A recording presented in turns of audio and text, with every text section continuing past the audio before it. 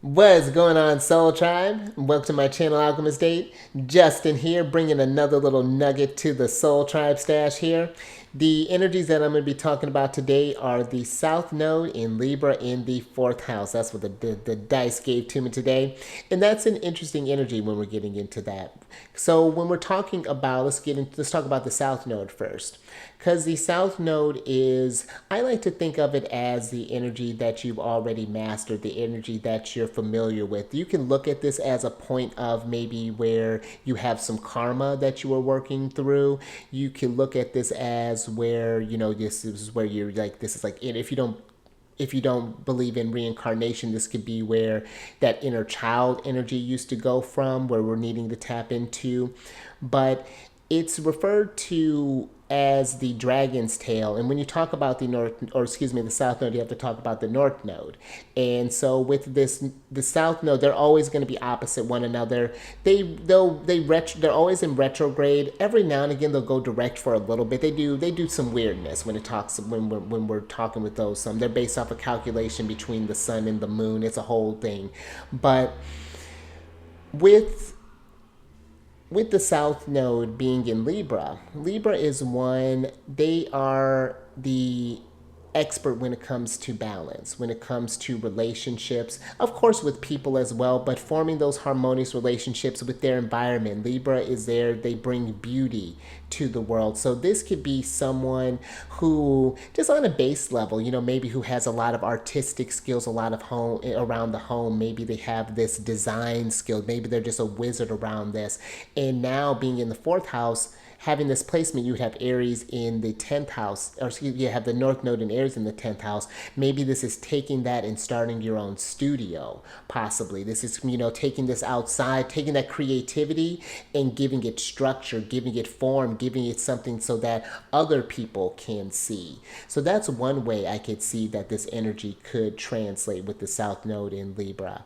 But another thing that could come into this is where, at a shadow side, depending on how this could be aspected, Libra is one that can be the people pleaser energy, the yes person, the one that will sacrifice a lot of themselves, keep the peace, and not say what needs to be said in order to, again, to keep that sense of harmony, sacrifice internal balance for external balance.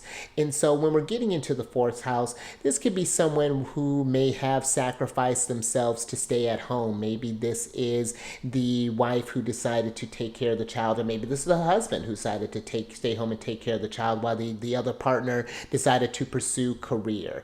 And then when the child grows up, now they don't know who they are outside of a parent.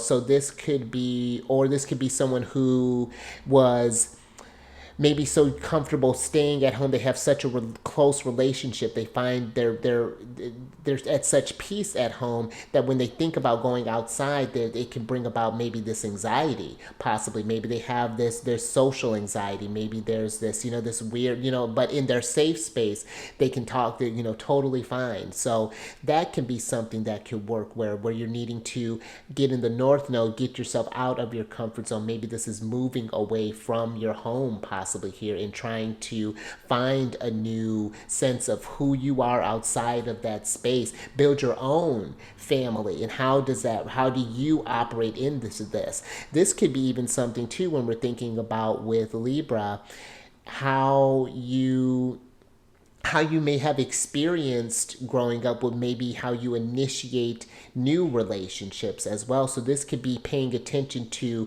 those familial type of programmings that may have happened, those things that may hold you back, and trying to break those. This could be someone who takes maybe their experience from this and turn it to someone who can help others claim their independence through the work that you have done. So this is just some it's really cool when you start piecing together astrology like that and playing around with this stuff. You can really get a totally different story with this. But I would say that if this is a very well, kind of a well aspected one, again, this could be some sort of like counselor. If you come from that healthy environment, you can help others see that healthy environment, taking that instead of just basking in that gifts. It's like, it's like spreading this gift. The north, or excuse me, the south node, I feel doesn't have to be this thing that's just a crippling thing. You know, it's the dragon's tail. It may not play a pivotal point in the dragon's movement, but it does keep the flow. It keeps the dragon anchored in a sense. It reminds the dragon to look back, to pay attention that, you know, we can't, you know, that, how do I want to put this? It's like remembering that, you know, you came from somewhere, that there's always an end to who you are. I don't know. It's like, it's, the South Node can be a very powerful thing if we, when we, because it's, again, it's like, I like to think of it as the skill that you've already mastered. You know, it's something, again, that you already know. So now it's like, it's going into, how do you project that into new territory? Because now when you're moving again to the 10th house, this is something that society sees you as. You know, this is something that's appreciated by the public. And this is something where this is something that I feel you have to do. So, oh, and that's one other thing. You know what? Maybe we're used to,